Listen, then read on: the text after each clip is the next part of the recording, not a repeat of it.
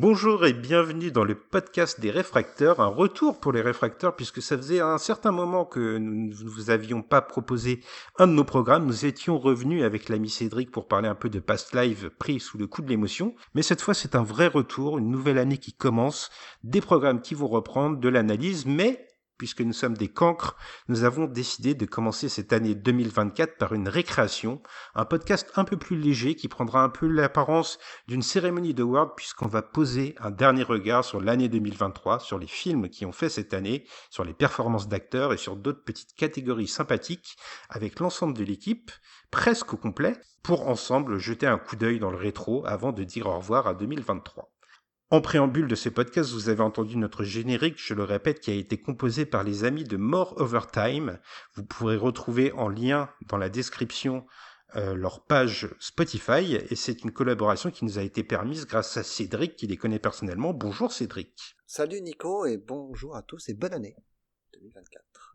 Merci, bonne année. Alors tu m'excuseras Cédric d'avoir manqué aux règles de galanterie pour faire cette transition ridicule entre la musique et ta présence, mais je vais donner la primeur aux dames. Je vais accueillir également Charlotte. Bonjour Charlotte. Salut à tous et bonne année. Merci. Charlotte, tu peux nous dire où est-ce qu'on te retrouve en dehors de nos programmes ? On va faire un petit peu de pub pour les copains. On a supprimé les rushs avec les amis James, Faye et Sophie. Et puis sur Froide, le site, le web, comment on appelle ça, le fanzine, webzine du cinéma bis, on va dire. Pour qui je continue à écrire et de temps en temps chez les réfracteurs, mais plus trop en ce moment. Mais peut-être qu'un truc viendra un de ces jours. Une nouvelle année s'ouvre, alors prenons des bonnes résolutions. Tout à fait. Et j'accueille également Toine que vous connaissez pour l'apéro ciné et qui est un habitué de nos émissions. Bonjour Toine. Bien le bonjour, le meilleur pour la fin dans les présentations, ce que je vois. C'est toujours un plaisir d'être honoré et d'être surtout en votre présence, les amis, pour parler un peu de cinéma. Eh ouais, on est en bonne compagnie, on passe des bonjours à ceux qui ne peuvent pas être là. On va donc, je l'ai dit, poser un dernier regard sur l'année 2023. On va passer en revue les moments d'émotion que ça a suscité chez nous. On va regarder une dernière fois les films qui ont fait cette année. Et on a découpé cette émission à travers une multitude de petites catégories. On est un peu avant les Oscars, là. Vous savez qu'on aura notre programme spécial pour la cérémonie des Oscars et peut-être des Césars si on réussit à voir les films à temps. On a décidé d'anticiper la chose et de faire notre propre cérémonie d'awards. C'est plutôt alléchant, n'est-ce pas ? Paraît-il, oui, ça l'est. Alors sans transition, je vous propose d'aller vers la première catégorie. Qu'est-ce que vous en dites si je vous lance sur les meilleurs films français de l'année ? Allez, c'est parti. Qui se lance en premier ? Antoine, allez, vas-y. Pour moi, les meilleurs films français de l'année, alors, est-ce qu'on a le droit à un nom ou est-ce qu'on a le droit quand même d'en citer quelques-uns ? Quelques mentions spéciales ? Cites-en quelques-uns, puis termine par le meilleur dans ce cas-là. Il y a eu Youssef Salem a du succès, de grandes espérances, Le règne animal, Chien d'Acasse, Omar la fraise ou Yannick parmi les des bons à très bons films français. Mais pour moi, s'il y en a un qui était au-dessus de la mêlée, c'était Anatomie d'une chute, la Palme d'Or de Justine Triet. On a inventé le terme chef-d'œuvre pour ce genre de film. C'était un succès critique quand on voit, alors au moment où on enregistre, les Golden Globes sont passés, les nominations pour les Oscars ne sont pas encore tombées, mais le succès international, il est plus que mérité pour Anatomie d'une chute. C'est un des meilleurs films français des dernières années. Et bravo Justine Triet, et bravo de faire rayonner comme ça le cinéma français. Alors on n'a pas fait une catégorie meilleur scénario, mais moi j'aimerais saluer sa justesse d'écriture. C'est quelque chose qui t'a marqué aussi ? Oui, avec Arthur Harari, les deux sont pas... c'est le 4e film de Justine Triet. Il y a, si on prolonge leur univers, il y a aussi Onoda, qui est très grand film. Les deux, donc, ce sont un couple. Quand on voit le synopsis, je trouve ça encore plus pertinent en termes d'écriture. Mais les deux c'est très fin d'écriture pour pour garder haleine dans le film, tout en rappelant que le sort du procès n'est pas forcément le sujet principal ou ce qui les intéresse, tout du moins. Ouais, je trouve qu'il y a une liberté d'appréciation du spectateur dans le jugement que lui-même peut poser sur les personnages, et c'est quelque chose d'assez rare finalement au cinéma. Mes deux autres comparses, vous avez aimé aussi ce film ? Moi j'ai beaucoup aimé, oui, parce que comme vous l'avez noté, c'est pas un film où on a une réponse, et j'ai bien aimé ça se met dans la catégorie du fait divers en fait, sauf elle en fait quelque chose d'artistique quoi. Et j'aime beaucoup le fait qu'elle nous donne à aucun moment la réponse, et qu'on soit nous spectateurs comme on est quand on lit des faits divers où on ne sait en fait jamais la vérité. Et elle est en plus soutenue par non seulement un très bon scénario, mais pour le coup une équipe d'acteurs vraiment hyper bon quoi, et hyper crédible chacun. Un peu, je tiens juste à dire que c'est dommage que le film soit entaché par des histoires judiciaires, mais le fait est que le film est vraiment très bien interprété quoi. Oui, c'est malheureux que le film soit rattrapé par ses affaires, mais on ne va pas le taire, hein. Évidemment, il faut faire la lumière, donner la parole aux victimes. Cédric, t'as aimé le film toi aussi? Ouais, j'ai beaucoup aimé. C'est un film qui dure 2 heures et demie, c'est assez long, et c'est un film principalement de procès. On pourrait penser qu'on va s'ennuyer, mais je trouve que le film se hausse à la hauteur de Témoin à charge, par exemple, de Billy Wilder. C'est un très grand film qui nous tient en haleine du début à la fin. Ouais. Très très bon choix, Antoine. Pourtant, je crois que tu as choisi un autre film, Cédric. J'ai choisi un autre film principalement pour ne pas reciter Anatomie d'une chute. C'est vrai que c'est clairement le film français de l'année, mais j'ai voulu mettre l'accent sur l'Adamant, qui est un documentaire signé Nicolas Philibert, qui est un très très beau film dans lequel on suit le quotidien de patients qui sont presque tous internés en psychiatrie, et qui vont passer du temps sur cette péniche qui est sur la Seine, dans laquelle ils vont avoir des activités qui vont les permettre de rester humains en fait, et de pouvoir se sociabiliser et de sortir de l'institution de l'hôpital pour avoir des relations normales entre malades, certes, mais en ayant des activités qui vont les aider à s'épanouir et à potentiellement guérir. Vraiment un très joli film qui m'a ému à plusieurs reprises, notamment, je pense, Nico, que tu as le même sentiment que moi, un des personnages, je dis personnage, hein, mais c'est une vraie personne évidemment, mais un personnage qui est extrêmement cultivé et qui est très touchant, mais d'une énorme fragilité malheureusement pour lui. Oui, tu mets le doigt sur ce qui bouleverse dans ce film. Il met la lumière sur une richesse intellectuelle qu'on voit pas d'habitude. On a tendance à reléguer ces gens à la marge, injustement, à les ignorer. Et là, ils font preuve de créativité, tu l'as dit, de talent dans l'élocution qui va à contrario des idées reçues, je trouve, qu'on a sur ces personnes malades. Ah ouais, vraiment un film qui mérite le coup d'œil, hein. Il a pas très très bien marché au cinéma. Alors il a eu, si je me trompe pas, il a remporté un prix à Venise, ou à Berlin, je sais plus, à Berlin. Et pour moi c'est amplement mérité, hein. Le film n'a pas vraiment rencontré son public. Après c'est un documentaire, donc c'est pas étonnant, mais il aura une seconde vie à la télévision. Oui, c'était d'ailleurs le réalisateur d'un documentaire qui avait fait grand bruit à l'époque, Être et Être et avoir. avoir, ouais, qui est aussi Mm. un excellent film. Ouais. Mm. Tu me disais d'ailleurs que Nicolas Philibert a un autre projet un peu lié sur l'Adamante. Ouais, en fait, il a déjà prévu dès le départ qu'il en ferait 3 films autour de la folie à Paris, en tout cas. Enfin, la folie, sur la manière dont les fous sont traités à Paris. Et donc le deuxième film, je crois qu'il va bientôt sortir, qui s'appelle Averroès et Rosa Parks. Mais c'est le troisième film dont on retrouvera les personnages de l'Adamante, cette fois quand ils seront chez eux, à domicile. Je l'ai pas vu moi, mais oui, c'est un très grand réalisateur de documentaires effectivement. Mais j'ai pas vu le sur la dame. Alors, qu'est-ce que tu as pu voir, toi? Alors, j'ai noté plusieurs films parce que je suis d'accord avec Antoine, on a vraiment une super belle année de films français. Je vais commencer peut-être par celui qui m'a le moins convaincu, mais comme mention honorable, on va dire, qui est Le règne animal. C'est Thomas Caillet, le réalisateur, qui avait déjà réalisé Les Combattants. Et je le mentionne parce que c'est un film de genre très estampillé auteur, on va dire. Mais ça fait plaisir en fait qu'il y ait des productions en France qui osent aller vers du fantastique, qui est du fantastique. Enfin, tout est filmé en fait. Il y a pas de, c'est pas caché quoi. Donc sur une société dans laquelle des êtres humains mutent en animaux. Et c'est un film qui est très plaisant, un peu trop long malheureusement. et qui aborde, on pourrait le développer, mais je vais pas le faire là parce que j'en ai plusieurs à mentionner, et en fait il aborde plein de sujets intéressants. Malheureusement, je trouve que là où il pêche, c'est qu'il va jamais assez loin.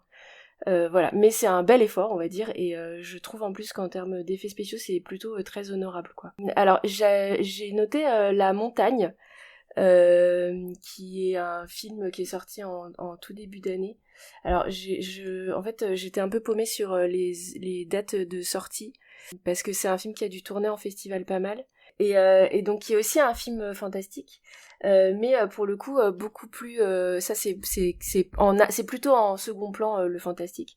Il faut se laisser happer en fait par la montagne dans le film, c'est extrêmement contemplatif, et c'est un film qui a été fait quasiment à deux, quoi, parce qu'en gros ils sont partis dans la montagne, Thomas Salvador et son opérateur, et ils ont laissé les choses arriver à l'écran, et ça donne un film très très surprenant et très beau. Donc c'était, je l'avais vu au PIF en fait de 2022. C'est pour ça que j'ai eu du mal à le replacer. Et de tous les films, je trouvais qu'il était très très au-dessus, quoi. C'était vraiment un objet particulier dans une sélection de films fantastiques plus hardcore, quoi. Et puis récemment là il y a Vincent doit mourir qui est sorti de Stéphane Castan.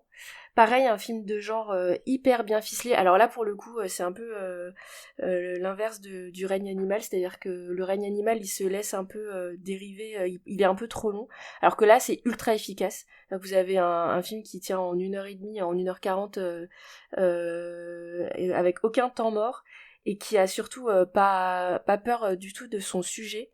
Et ça raconte l'histoire d'un mec un monsieur tout le monde qui se fait agresser sur son lieu de travail, et ce qui était au départ une anecdote désagréable se transforme en un truc ultra paranoïaque, parce qu'en fait il se rend compte que tous les gens qu'il croise, ou quasiment tous, veulent l'agresser. C'est un film qui est hyper dans l'air du temps, sur la violence généralisée de la société, quoi.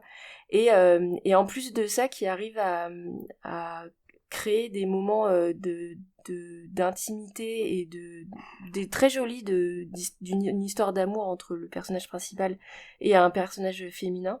C'est vraiment, je vous le conseille si vous l'avez pas vu, c'est vraiment hyper bien ficelé. C'est très agréable d'avoir ça dans le paysage français. C'est pas forcément tous les ans qu'on en a des comme ça. Avec Karim Leclou, c'est ça, au Oui, casting. avec Karim Leclou, tout à fait, et Jimmy Laponce, dont je reparlerai tout à l'heure, et qui fonctionnent vraiment très bien tous les deux. Et puis, je crois que les deux films peut-être importants de l'année, c'est en animation, c'est Mars Express pour le coup, dont je vais pas parler ici parce que j'en reparlerai sur la catégorie d'après, et Ricardo et la peinture, qui est un film de Barbet Schroeder. Donc Barbet Schroeder, je sais pas si c'est clair pour tout le monde, mais c'est en gros, c'est un homme qui est âgé maintenant, c'est un cinéaste très reconnu. C'était un proche de Jean-Luc Godard. Il a fait une carrière américaine plutôt très honorable. Je sais pas si les titres comme Jeune fille partagerait appartement ou le Mr. Von Bulow par exemple vous parlent. Et puis il est passé au documentaire récemment. Enfin en fait c'est pas vrai, je dis récemment, mais en fait il a commencé par le documentaire, il a fait une longue incursion dans la fiction, et il revient là au documentaire depuis quelques films. Et donc c'est son tout dernier film, et donc il suit un de ses amis qui est un peintre argentin, si je dis pas de bêtises, qui habite en France depuis une trentaine d'années il me semble. Et en fait on le voit lui mettre en scène ce peintre, et ça peut rebuter parce que c'est ce peintre qui s'appelle Ricardo, donc Ricardo Cavaglio. Il est très disert, il parle beaucoup, il réfléchit beaucoup sur son art. Et en fait, c'est très beau d'avoir Barbet Schroeder qui met en scène un homme qui est en train de parler de son rapport à l'art et à la peinture et aux autres peintres qui l'ont précédé dans les siècles d'avant, quoi. Et surtout quelqu'un qui tient énormément à la transmission, parce que ce peintre, en fait, a créé une école de peinture, mais gratuite, en fait, où les enfants et les gens qui veulent venir participer sont bienvenus. Et c'est très beau, je trouve, pour un homme de 80 ans comme Barbet Schroeder, de filmer cette transmission, quoi. Et cet amour de l'art Et il fait à travers ça vraiment une déclaration d'amour à l'art en général.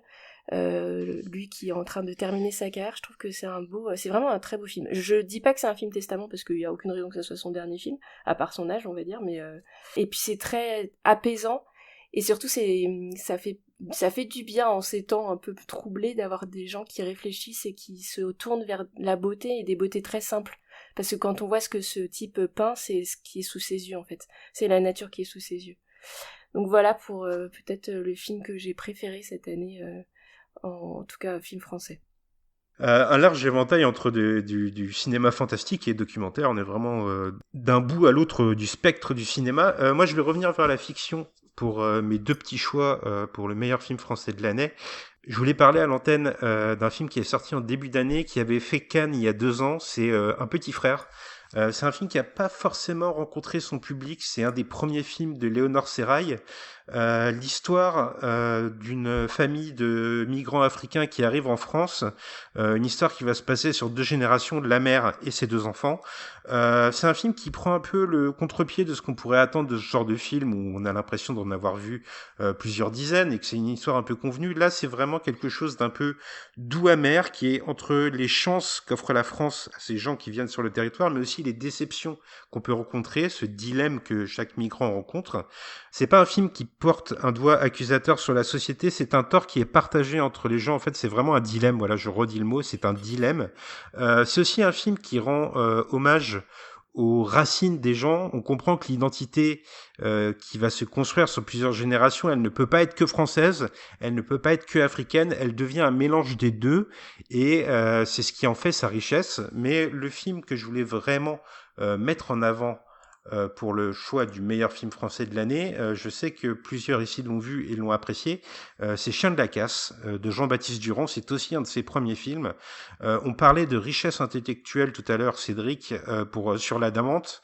Je trouve qu'on a un même talent d'élocution qui se retrouve dans le personnage principal du film qu'interprète Raphaël Quenard. Donc c'est une histoire d'amitié toxique, on peut le dire, entre un homme taiseux et un autre homme vraiment affable et qui a une maîtrise du verbe ensorcelante. Et je pense que c'est ça qui en fait le phare du film en quelque sorte. Et cette histoire d'amitié va se distendre et malgré tout résister aux épreuves. Moi, c'est un film qui m'a beaucoup plu parce qu'il pose un regard sur la jeunesse assez rare. C'est pas un regard de personne âgée qui serait un peu aigri envers une jeunesse qu'il ne comprend pas vraiment. C'est un film où on voit la force de cette nouvelle génération, son talent, son savoir, et on voit aussi l'impasse dans laquelle elle se précipite malgré tout. Ouais, c'est un très joli film qui montre, comme tu le dis, une amitié toxique ou alors une homosexualité refoulée, en tout cas Oui. pour l'un des deux. Mais en plus de ça, c'est aussi un film sur la ruralité et la solitude de la ruralité. C'est un film à plusieurs degrés de lecture, vraiment, qui m'a beaucoup ému. Et je pense que, ouais, il fait partie aussi de mes films j'allais dire mes films français préférés de l'année, mais pas seulement, de mes films préférés de l'année tout court. Et le duo entre Anthony Bajon, dont ça fait quelques années qu'on connaît Anthony Bajon dans ce genre de rôle où il joue fréquemment ces jeunes de la ruralité. Il a joué dans Il y a la prière de Cédric Kahn aussi, qui est un de ces jeunes talents qu'on retrouve régulièrement dans ce genre de thématique. Il y a un filigrane qui se dessine dans sa filmographie et où il excelle. Associé à Raphaël Quenard, je pense qu'on en parlera plus tard, qui est peut-être une des grandes révélations de cette année, la grande révélation du cinéma français en tout cas. Oui, c'est vrai qu'il a cumulé les beaux rôles avec le Quentin Dupieux, le Yannick, dont on reparlera, tu l'as dit. Voilà qui referme notre catégorie meilleur film français. Vous avez de quoi piocher dans cette année riche en belles pépites francophones. On passe à la prochaine catégorie, mes amis, le meilleur film d'animation. Cédric, à toi la parole pour le film d'animation que tu as préféré cette année. Alors j'en ai pas vu beaucoup, donc mon choix était assez limité, mais il y en a un que j'ai quand même vraiment apprécié, c'est le Spider-Verse. Alors je sais pas quel est le titre exactement qui est sorti en France sur le film, Across the Spider-Verse en anglais. Peut-être qu'il est sorti sous ce nom-là en France. Mais en tout cas, c'est la suite du film New Generation qui était sorti en 2018, qui avait remporté l'Oscar, si je me trompe pas, du meilleur film d'animation, et qui était vraiment très bien, et qui met en scène un Spider-Man différent, en l'occurrence Miles Morales, et dans la suite, on retrouve ce Miles Morales, qui est donc sur une terre alternative, ce Spider-Man qui est à la fois d'origine hispanique et d'origine afro-américaine. Et on le retrouve exactement là où on l'avait laissé dans le premier film, c'est-à-dire amoureux de Gwen Stacy, mais malheureux car elle habite dans une autre dimension. Et évidemment, il va tout faire pour essayer de la retrouver, ce qui va causer des problèmes au sein du multivers, et qui va lancer tous les rebondissements du film. Le film est tout aussi bien que le premier, mais le scénario est chouette. Il s'adresse à un public relativement plus âgé que les films d'animation habituels. Je pense au Disney ou au Pixar. Là, c'est vraiment un public adolescent qui est visé avec ce film-là. La bande son va avec. D'ailleurs, c'est plutôt chouette parce que je reproche souvent aux films pour jeunes que la bande son elle s'adresse aux parents. On entend toujours les mêmes musiques de Led Zeppelin à AC/DC dans tous les films de super-héros. Là, pour une fois, un film de super-héros avec une bande son qui correspond à la génération qui est visée. Il est projeté dans certains pays, notamment en France. Il me semble que ça a eu lieu en ciné-concert. Ah ouais, c'est une très bonne idée. Alors c'est très hip-hop, c'est pas du tout moi ma cam, mais je trouve que ça va très bien avec le film. Et vraiment le gros point fort de ce film-là, c'est comme le premier film, c'est l'animation, c'est exceptionnel. C'est la même équipe du coup ? Il me semble qu'ils produisent le 2 et le 3, du coup il y aura une suite. Ils l'ont produit, alors le 3 est en retard, du fait du Covid, si je dis pas de bêtises, parce qu'initialement il devait sortir en 2024. Je crois qu'on parle plutôt de 2026 actuellement, mais les deux travaillaient en cumulé sur les deux. Oui, ils sont au scénario Phil Lord et Christopher Miller pour celui-là aussi. Mais effectivement, c'est Joaquim Dos Santos notamment qui l'a réalisé, donc c'est pas tout à fait les mêmes réalisateurs que le premier. Et j'ai trouvé très intéressant, pour le vieux fan de comics que je suis, d'avoir fait de l'antagoniste principal du film le Spider-Man de l'univers 2099, qui est pour les connaisseurs de l'univers Spider-Man, qui est un excellent titre que je recommande chaudement. L'un de nos collaborateurs du site, Tierno, me soulignait notamment un passage du film où on reproche à Miles Morales d'exister. Et toi qui connais l'histoire des comics, c'est quelque chose qui résonne forcément aussi, parce qu'on sait qu'à l'époque, quand Miles Morales a été inventé dans l'univers Ultimate, si je dis pas de bêtises, c'est ça. Il y a beaucoup de gens qui trouvaient ça, des gens étroits d'esprit, qui trouvaient qu'on ne pouvait pas toucher à Peter Parker. Et donc il y a cette espèce de réflexion sur l'identité qui a une résonance particulière, je trouve. C'est assez dingue d'ailleurs le succès qu'a eu ce personnage, qui est assez récent, il a une dizaine d'années maintenant, et il a tout de suite rencontré son public, et heureusement, c'est un très bon personnage. Eh ben écoute, je te propose de voyager pour ma part du côté du Japon et du pays du soleil levant pour le retour de Hayao Miyazaki à la réalisation. C'est Le Garçon et le Héron, bien évidemment, sorti en fin d'année, dont on a beaucoup parlé. Alors c'est extrêmement compliqué de résumer Le Garçon et le Héron parce que c'est un film à l'onirisme débordant, un voyage dans le fantastique. Moi, ça m'a fait un peu penser à une espèce d'Alice au pays des merveilles version nippone. Il y a cette plongée dans un monde imaginaire qui n'a plus les mêmes règles que le monde ordinaire. Et c'est surtout, je trouve, ce film, une grande réflexion sur la vie, la mort, la transition, la renaissance. Et je trouve ça éblouissant que Miyazaki fasse d'un film qu'on a dit testamentaire, même si on sait, comme d'habitude, qu'il va se remettre au travail. Il y a un vrai dialogue avec les personnes qui ont accompagné son parcours et qui sont disparues. Il y a un personnage qui pourrait totalement s'apparenter à Isao Takahata, notamment. Miyazaki le dit ouvertement, le personnage de l'oncle dans le film. Et puis il y a aussi une faune et une fleur qui meurent et qui renaît perpétuellement. Il y a cette notion de transmission. On a l'impression, en voyant Le Garçon et le Héron, que Miyazaki nous donne le témoin. Il donne le témoin de l'animation à la nouvelle génération. Il les rend dépositaires de ce cinéma que lui-même a contribué à bâtir. Et il offre une grande fresque. Mais je crois que vous n'êtes pas forcément d'accord avec mon enthousiasme ici. Pour être très honnête, moi je l'ai trouvé assez inégal dans le sens où il y a beaucoup de bonnes idées. Il y a des vraies longueurs dans le film tout du long. Je trouve avec un certain manque de délicatesse. J'ai trouvé que c'était un film qui avait vraiment des gros sabots. Ce qu'on n'a pas forcément l'habitude de voir chez Ghibli et chez Miyazaki. J'ai trouvé qu'il manquait un peu cette richesse de la délicatesse qui fait la force de cette animation-là. Et c'est peut-être le regret que j'ai là-dessus, c'est que de la part de Miyazaki, par rapport au temps que ça lui a pris, on sait comment il travaille, j'en attendais peut-être plus. Je m'en serais satisfait sur un metteur en scène d'animation lambda, mais venant de Miyazaki, j'en attendais plus. Mais c'est vrai que le film a un côté un peu foutraque. On sent qu'il y a eu des modifications. Je parlais de Takahata. Le film a commencé à être pensé quand Takahata était encore vivant et il a été modifié son scénario quand Takahata est mort. Donc Takahata, vous le connaissez, c'est le réalisateur du Tombeau des Lucioles, de Pompoko, c'est l'autre tête de Ghibli. Et le film a été repensé à la mort de Takahata pour inscrire cette notion de deuil qui avait évolué dans la psyché de Miyazaki. Et ça rend, c'est vrai, le film un peu fragile par moments. Il manque une ligne claire, une ligne directrice, je pense, autour de laquelle cet univers fantasmagorique pourrait évoluer. Malgré tout, moi, je me suis laissé complètement happer. J'ai quand même l'impression que quand Miyazaki va partir, parce que je pense qu'il s'arrêtera pas de travailler avant d'être mort, mais quand il va partir, il y a un savoir du cinéma d'animation qui va disparaître avec lui. Quand j'ai vu Le Garçon et le Héron, je me suis senti dans un cocon familier et en même temps j'ai mesuré le fait que c'est peut-être la dernière personne qui fait encore des films comme ça. Et c'est à noter, Miyazaki sera une grande perte.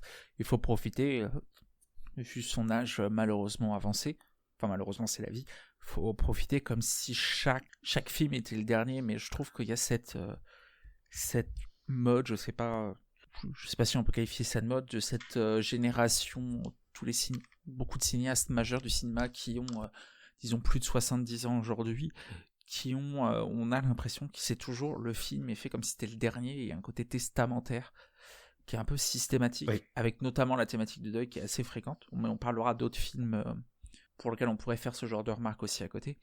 Voilà, alors je n'étais pas au courant des changements de scénario, merci de me l'apprendre. C'est un film qui parfois ne sait pas toujours sur quel pied danser, sachant qu'on est très critique parce qu'on est très critique avec les grands metteurs en scène et que Miyazaki nous habitue à une telle qualité. On a ce degré d'exigence naturelle envers lui. Et voilà, il y a des moments très forts dans le film, il y a des scènes qui sont très fortes, tout en ayant une construction. Moi, c'est peut-être vraiment du côté scénaristique que je lui trouve le plus de défauts. C'est un film c'est un très bon film, mais sans plus, on va dire. Et c'est problématique quand on voit un Miyazaki, c'est qu'on n'est pas habitué à avoir ce sans plus. Eh bien, écoute, je suis choqué par ce que tu viens de dire et je te punis de parole. Je donne la parole à Charlotte qui vient de donner son meilleur film d'animation de l'année. Je rigole, bien sûr. J'ai mis des mentions. Parce que je suis relou. Je vais juste mentionner Sirocco et le Royaume des courants d'air, qui est un film de Benoît Chieux, qui avait déjà travaillé sur un film qui avait pas travaillé, réalisé Tantildac, dont j'avais entendu beaucoup de bien. Et en fait, en voyant le film, je l'ai vu en salle et je me disais vraiment que qu'est-ce que c'était cool d'être dans un cinéma pour voir ce genre de film. C'est l'histoire de deux petites filles qui sont babysittées par une amie de leur maman. Cette amie est écrivain et elle a écrit une série de livres de fantaisie en gros, et ces deux petites filles par l'intermédiaire d'un jouet cassé rentrent dans ces livres, et l'animation permet vraiment le déploiement de quelque chose de plein d'imagination, d'un monde plein d'imagination. Ça m'a vraiment beaucoup fait penser à entre autres au Roi et l'Oiseau et à Mébius, aux univers de Mébius, évidemment à l'animation japonaise. Et c'est vraiment, il y a une recherche de cohérence dans le monde, et comme si ce type-là avait rêvé un univers et qu'il le mettait en scène. Donc vraiment un très très joli film qui vaut la peine d'être vu. J'ai vu l'affiche qui est vraiment affreuse, donc ne vous arrêtez pas à ça. C'est un très joli film plein de poésie et qui se tient, vous pouvez le voir avec des enfants à partir de 7-8 ans je pense, qui se tient jusqu'au bout et qui parle du deuil, mais ce qui est marrant c'est que c'est pas les petites filles qui sont concernées, c'est plutôt l'amie qui les garde qui est concernée, donc elles deviennent en fait des enfants qui sauvent un adulte, mais de façon indirecte quoi. Le deuxième film que je vais mentionner, c'est aussi un film où un type a mis ses rêves en images, mais cette fois c'est beaucoup plus cauchemardesque puisqu'il s'agit de Mad God de Phil Tippett, pardon.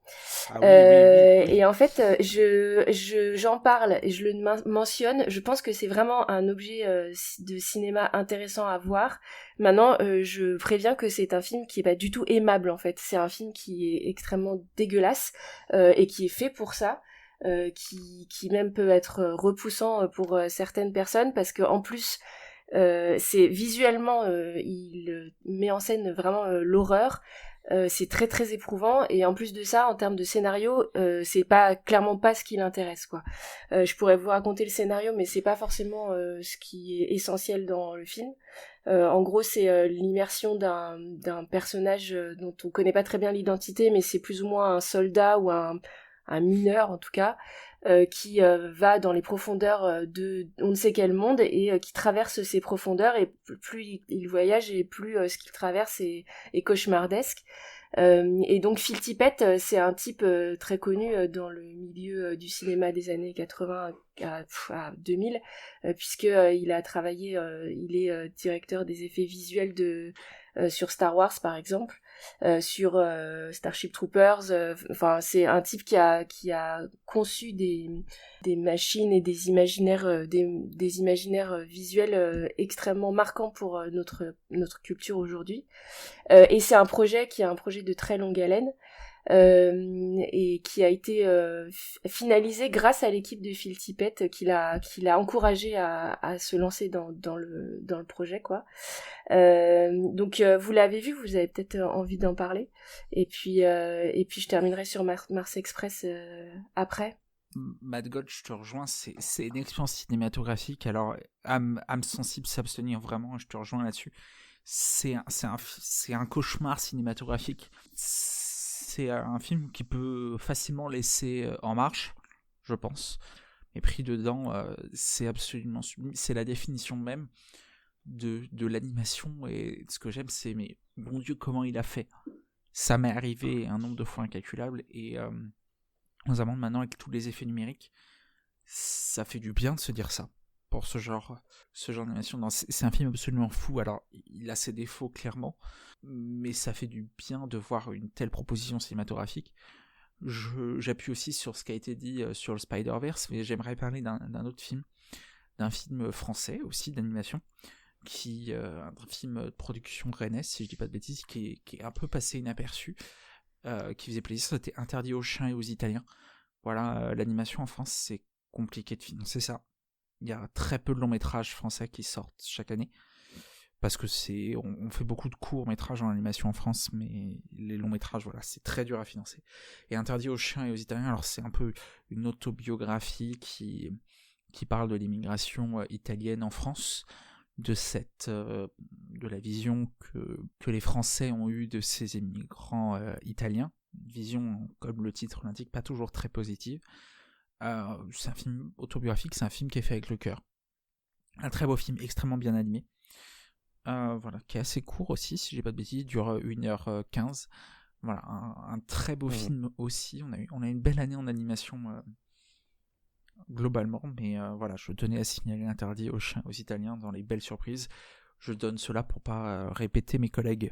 Tiens, c'est marrant parce que là, on est dans un simulacre de cérémonie des awards, j'ai envie de dire. Et Cédric, tu te rappelles peut-être qu'on avait évoqué le court-métrage An Ostrich Told Me the World is Fake and I Think I Believe It. Tu te rappelles de ce court-métrage ? Yes. Ah oui, très sympa. On retrouve dans Interdit aux chiens et aux Italiens ce rapport entre les prises de vue réelles où on ne perçoit que les mains du créateur et le stop motion. Il y a un langage cinématographique qui parle de deux thèmes différents mais qui est semblable et qui a la même malice, j'ai envie de dire. Mais Charlotte, tu ne nous as pas dit quel était ton film d'animation préféré de l'année. Oui, alors je reviens, je le recite parce que je l'ai cité sur les films français. Je pense que, alors peut-être aussi que c'est parce que je l'ai vu il y a pas longtemps, donc je suis peut-être encore sous le coup du coup de cœur quoi. C'est Mars Express, donc qui est un film de Jérémy Perrin. et qui en fait est à l'origine de Last Man, si je me trompe pas. Je m'emballe peut-être, mais c'est peut-être un film important pour la SF française. Si vous l'avez pas vu, allez-y, c'est d'abord une très belle animation, ça vous parlera peut-être, ça m'a fait beaucoup penser à l'animation japonaise du style de Satoshi Kon. Avec quelque chose qui est un peu en aplat mais en même temps avec des mouvements extrêmement fluides et réalistes entre guillemets. C'est clairement un film qui a ingurgité toute la pop culture de SF des années 80-90. On y retrouve vraiment beaucoup de Robocop ou de Terminator 2. J'ai entendu citer aussi Ghost in the Shell et Blade Runner. Il se base sur les règles des robots d'Asimov. Et il y a un côté aussi d'enquête qui m'a fait penser à Minority Report. C'est une très très belle animation, un film très complet. On a vraiment envie de voir plus que 7h30 de film sur ce monde.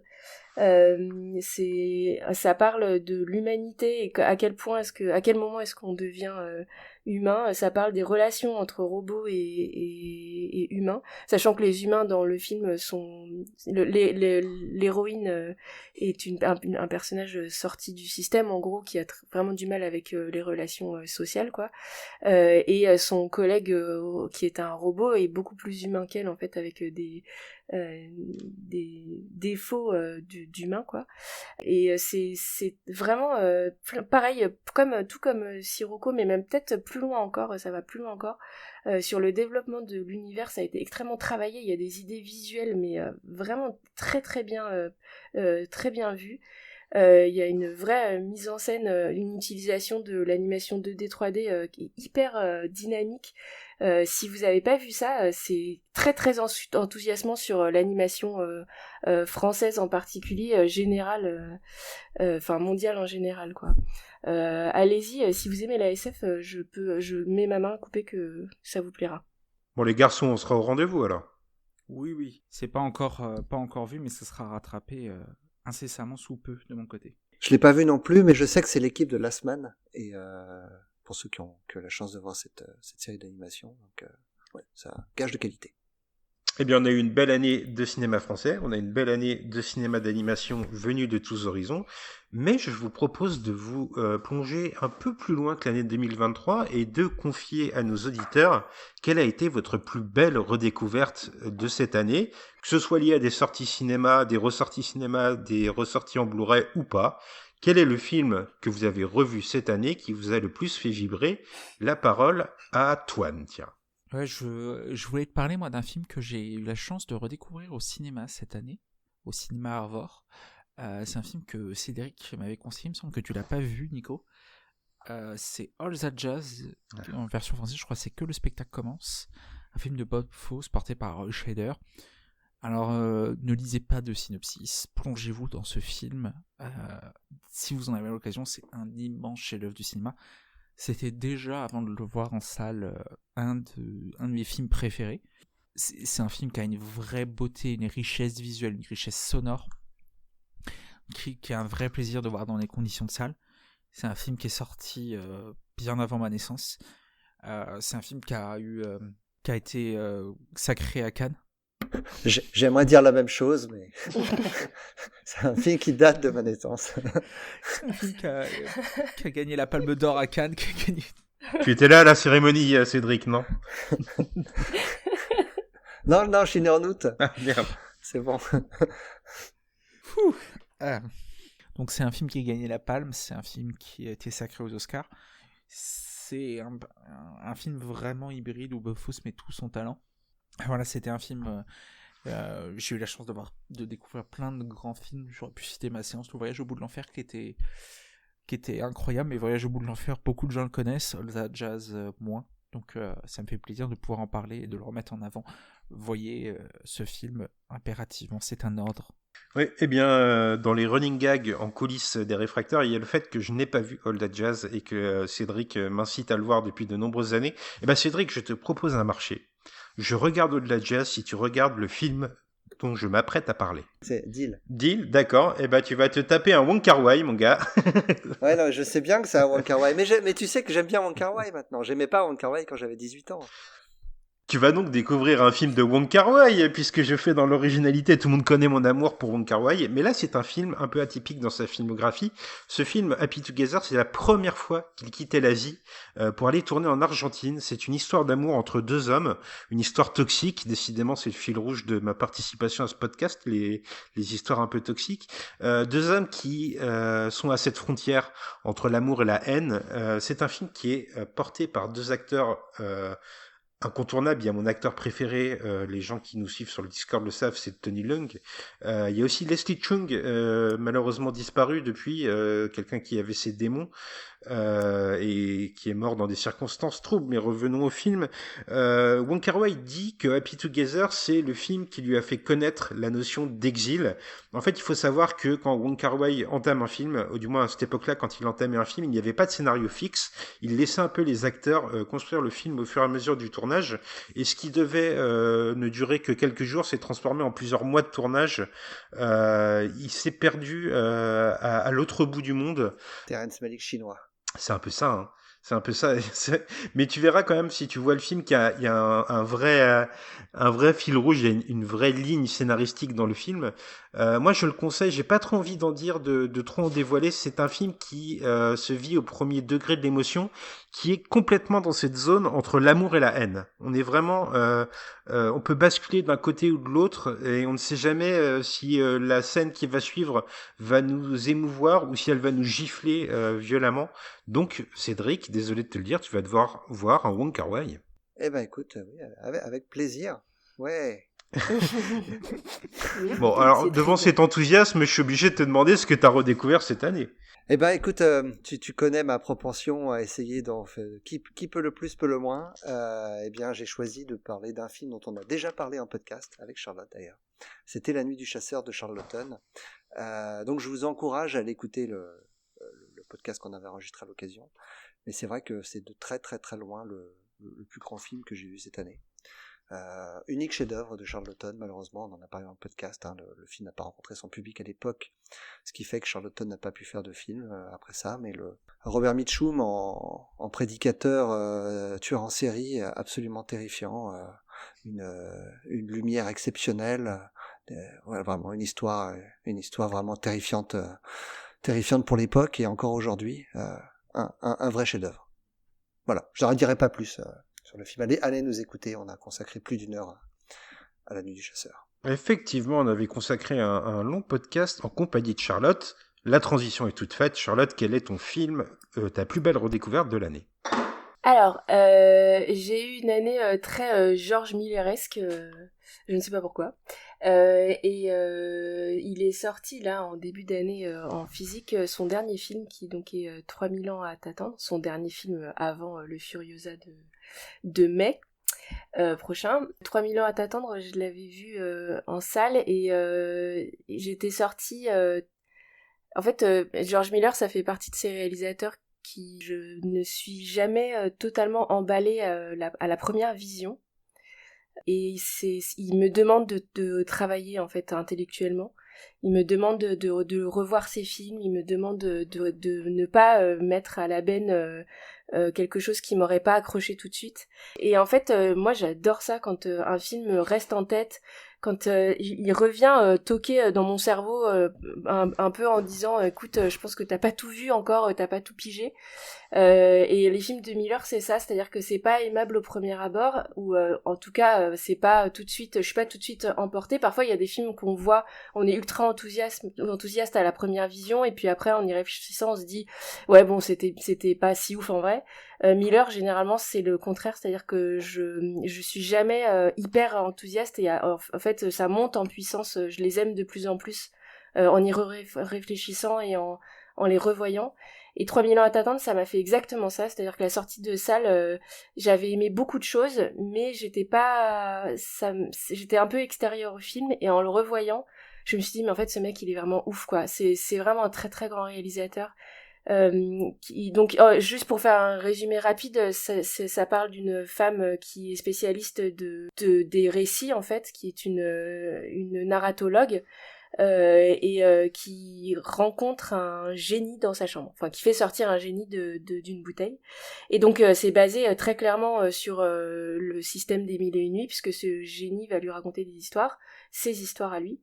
Raconter une série de légendes en gros, et c'est un peu déstabilisant parce que la structure, en fait le film est en deux parties. Il y a une partie récit et ensuite une partie où enfin je vais pas vous raconter parce que si vous l'avez pas vu c'est intéressant, mais c'est une partie plus moderne on va dire, et donc c'est un peu déstabilisant.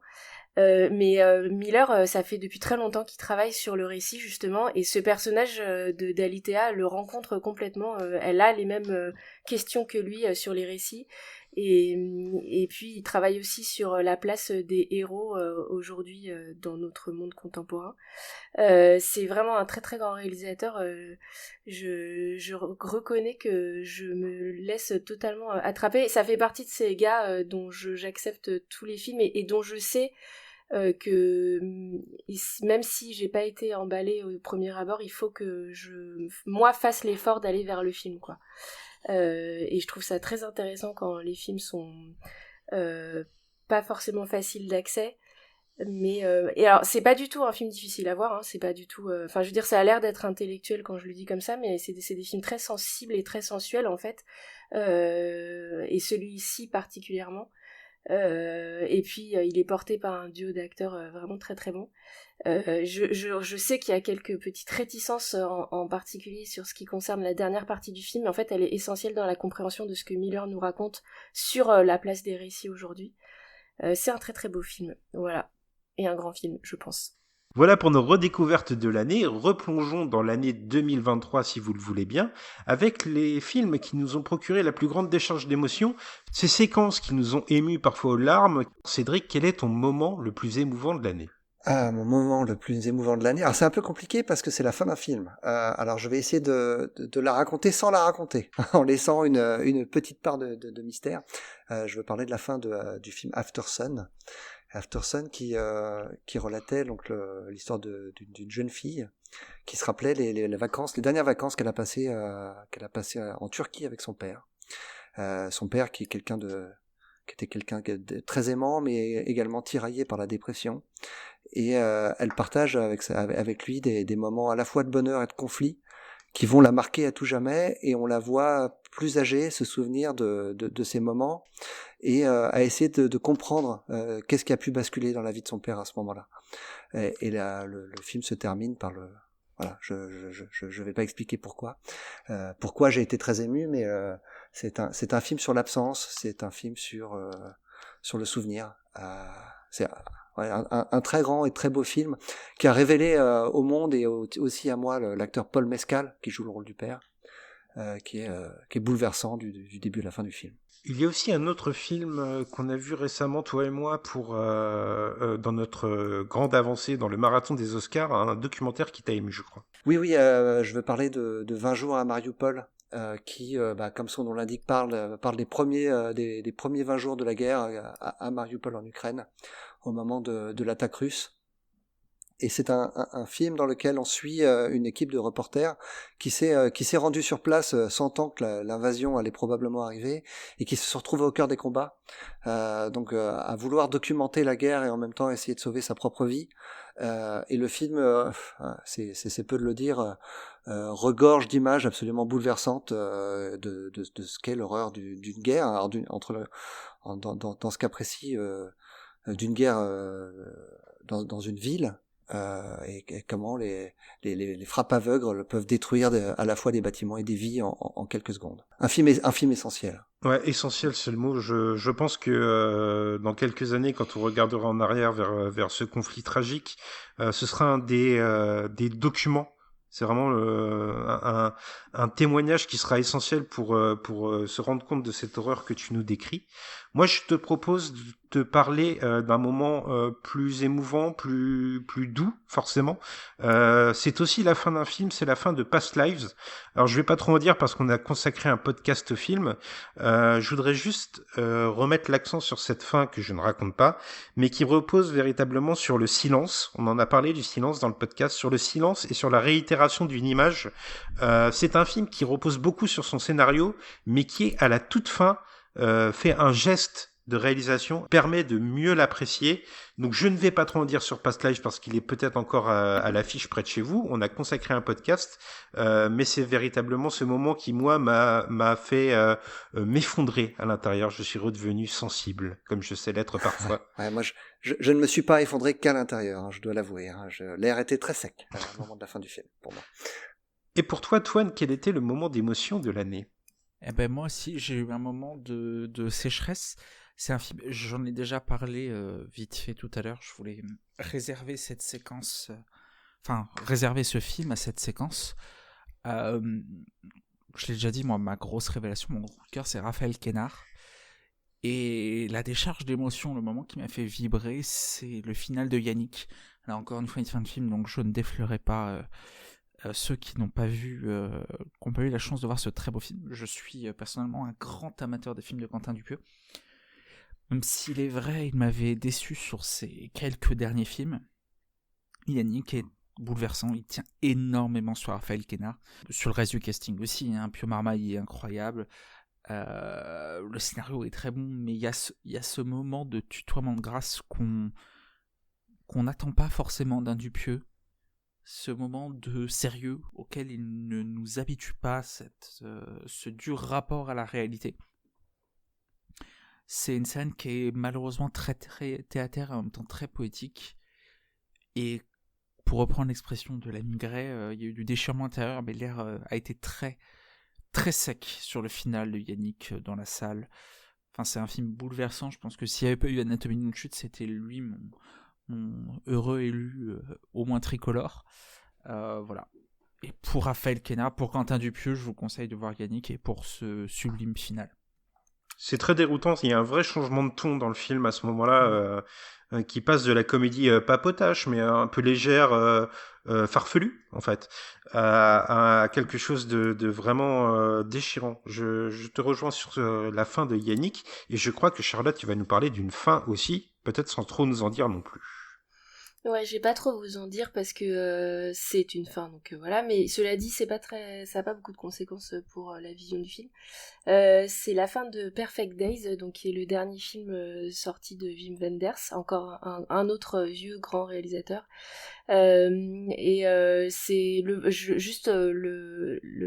je vais reparler du film après, donc je vais pas trop en dire, mais c'est un plan sur un visage dont on sait pas trop si il manifeste de la joie, de l'émotion, de la tristesse ou du désarroi, et c'est un plan fixe qui dure et c'est très très beau, voilà. Du plus grand moment d'émotion au pire moment de l'année, il n'y a qu'un pas que l'on va franchir tout de suite. Alors c'est peut-être pas la catégorie sur laquelle on va passer le plus de temps parce qu'on préfère célébrer le cinéma que l'accabler, mais il y a quand même eu de sacrées expériences proches de la torture cette année. Cédric, on en a partagé une. Allez, vas-y, livre-toi.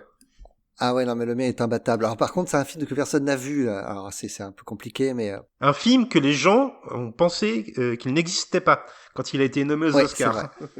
Il a été nommé aux Oscars 2023. Alors c'est un film qui s'appelle Tell It Like a Woman, qui a été nommé dans la catégorie meilleure chanson parce que Diane Warren tous les ans a le droit à sa chanson nommée aux Oscars. Et donc ils ont été nommés celui-là, donc un film qui n'est sorti nulle part, que personne n'a vu, qui consiste en 4 ou 5 sketchs. 7. Qui ont chacun part... 7, ah pardon, 7, tu vois, j'ai déjà oublié le film. Tu t'es trompé. Tu t'es trompé comme l'actrice là qui s'était trompée sur le tapis rouge. Oui, c'est vrai. Un des segments notamment avait été réalisé par Eva Longoria. Donc le film a la particularité d'être donc tous les segments sont réalisés par des femmes et alors, le film est très très mauvais dans l'ensemble. Il y a peut-être un segment qui sortait un petit peu du lot, mais l'ensemble était vraiment catastrophique. On sentait vraiment le manque de moyens, le manque de tout. Alors il y avait quelques stars à l'affiche, hein. Il y avait Cara Delevingne notamment, Eva Longoria aussi. Mais ouais, non, le film n'était ni à faire ni à faire. Je sais même plus c'est quoi l'expression. Ni fait ni à faire. Un ratage complet. Tu l'as vu, toi, Nico, t'as peut-être 2-3 mots à en dire, mais bon, ça vaut pas le coup d'en parler. Je sais même pas comment on a pu sortir un film de cet acabit-là. Il y a la réalisatrice de Twilight qui fait un segment, je n'ai jamais vu ça. C'est d'un niveau d'amateurisme. Ah, mais c'est effrayant.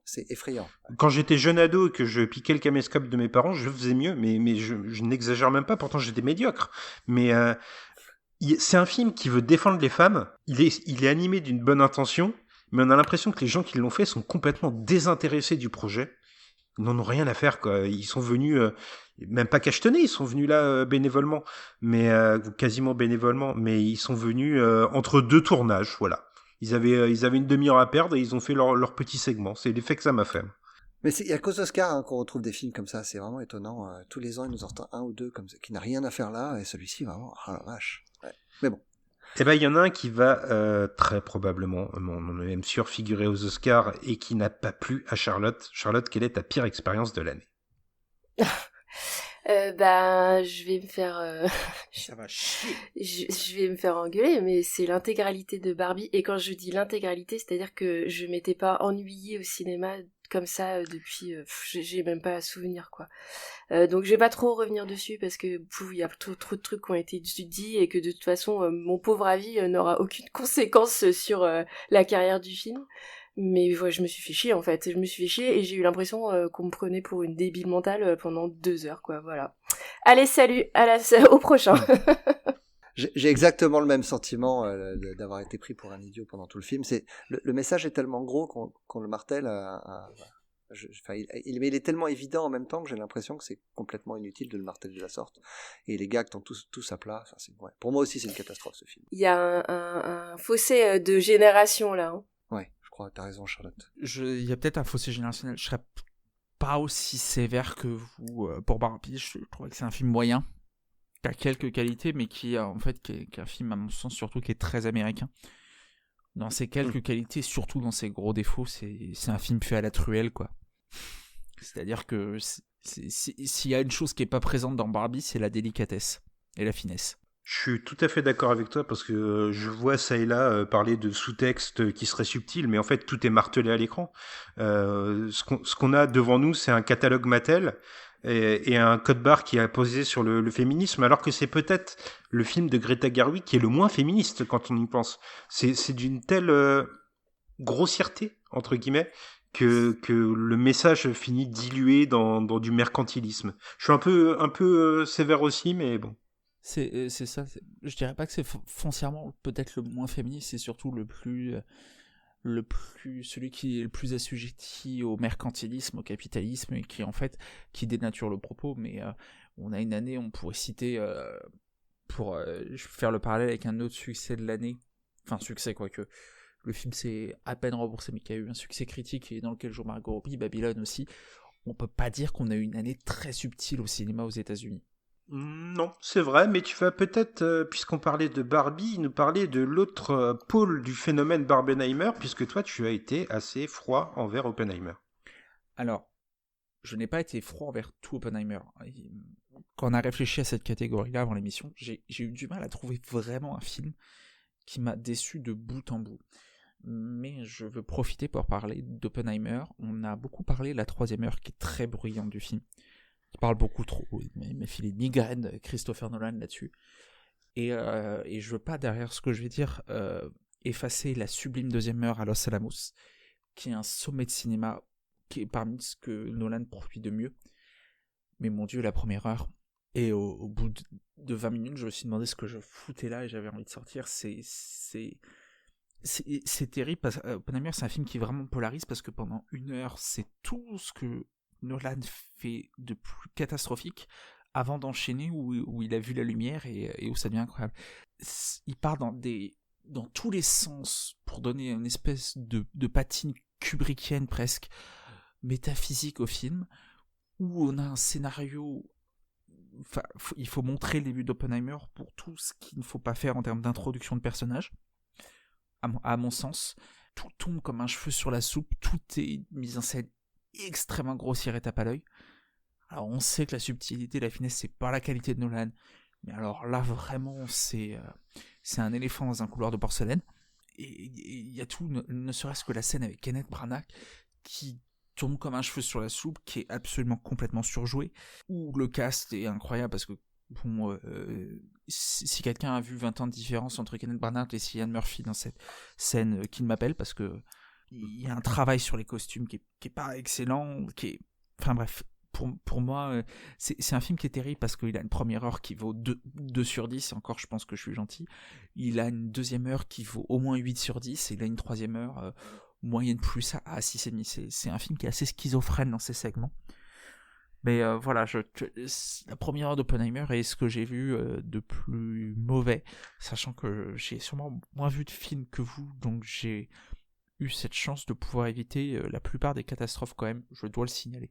Eh bien écoutez, je vais vous battre, tous.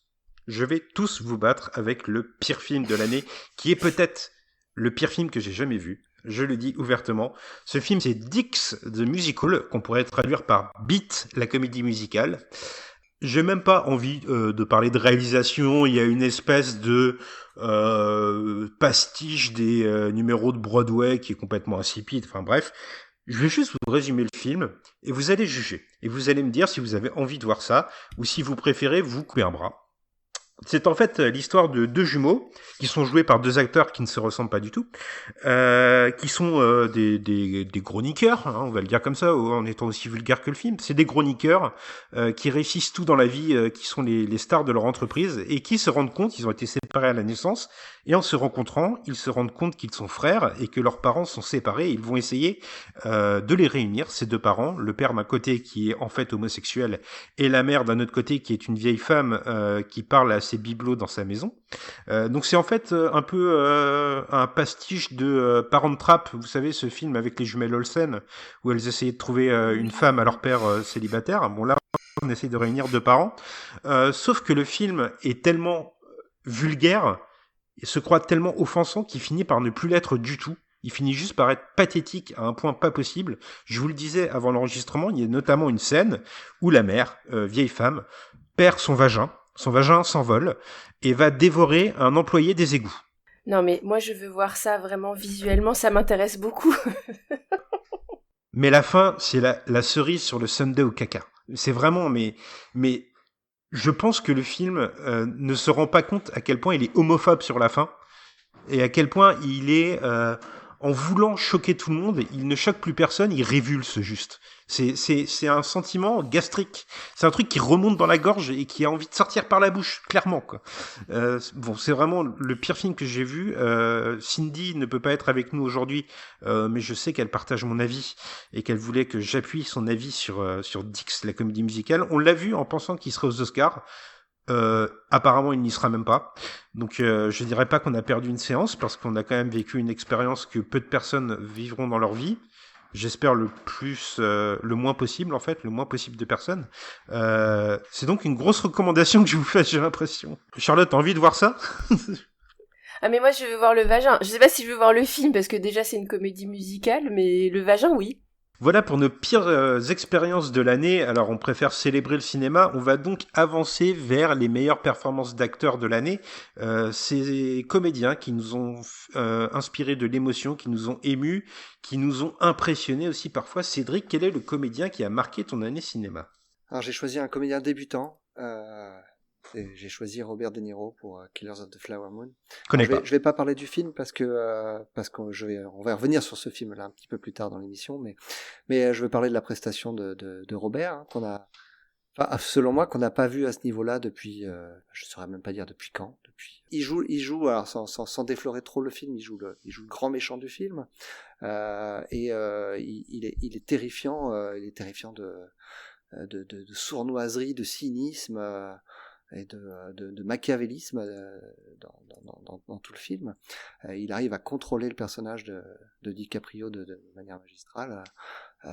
Tout dans le regard. Il a 80 balais maintenant, Robert De Niro. Il les fait pas du tout. Il est en très grande forme. Et là, je le retrouve quand même, comme je le disais, comme je l'ai pas vu depuis au moins 20 ans. Je suis bien d'accord avec toi, mais peut-être nos autres comparses vont nous envoyer vers d'autres horizons, puisqu'on reviendra sur Killers of the Flower Moon un peu plus tard. Toine, quels ont été les acteurs qui t'ont ému cette année? C'est dur ça, parce qu'on a vraiment eu des belles performances d'acteurs. Alors j'ai déclamé mon amour pour Raphaël Queneau tout à l'heure, donc je je ne le citerai pas. Je citerai quand même 2 grandes performances, masculines et féminines, si tu me le permets. Tout d'abord, Milo Machado-Graner dans Anatomie d'une chute.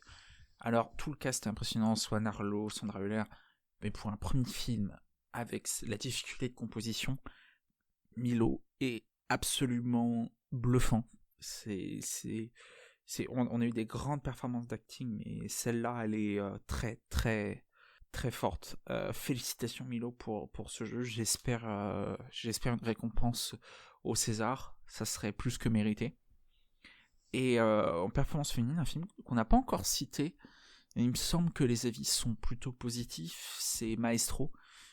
Et si Bradley Cooper, il y a certains défauts, je profite de ce podcast pour déclarer mon amour à Carey Mulligan, qui est probablement une, si ce n'est la meilleure actrice américaine des 10-15 dernières années, qui est encore, ma foi, bluffante dans Maestro, elle sait tout jouer, chaque scène, ça décroche la mâchoire par la qualité du jeu. Voilà, je porte un amour cinématographique immense à Carey Mulligan. Et Maestro fait partie d'une longue liste de performances de l'actrice qui m'impressionne. Ouais, j'aurais pu choisir Bradley Cooper, quant à moi, qui est l'autre facette de Maestro, parce que je trouve que tout le film repose sur un jeu de dualité et de motifs qui s'opposent. Et il y a cette séquence dans l'église où il conduit l'orchestre et où son visage passe de la joie à la terreur en un battement de baguette qui m'a vraiment mis par terre. Mais le choix que moi j'ai fait pour l'acteur qui m'a le plus touché cette année, je vais être très rapide, c'est Paul Mescal dans After Sun. J'ai toujours un certain a priori quand un acteur se voit confier la tâche de jouer la dépression ou en tout cas la détresse psychologique. Je trouve que Paul Mescal a une retenue dans son jeu dans After Sun, une pudeur dans sa manière d'approcher les tourments ainsi, qui moi m'a beaucoup ému.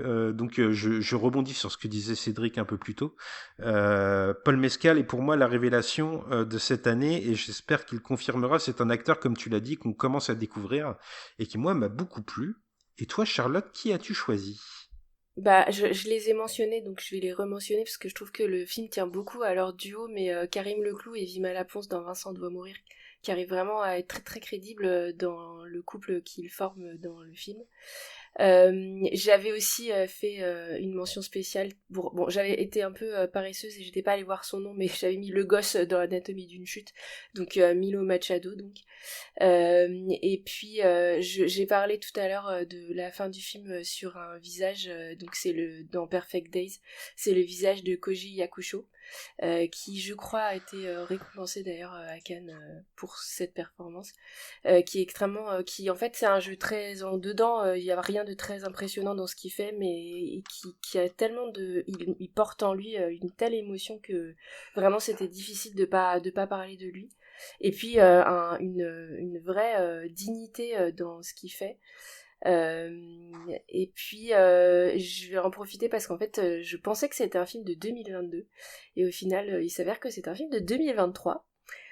Mais la performance de Cate Blanchett dans Tar, qui est dingue en fait, elle est complètement habitée par son personnage, c'est sans doute son plus grand rôle, et pour le coup si je n'aime pas les films qui reposent sur une performance d'acteur, et ce film a en plus d'une très grande performance d'actrice une vraie mise en scène, donc je voulais quand même mentionner Cate Blanchett, qui je pense vraiment trouve son plus grand rôle.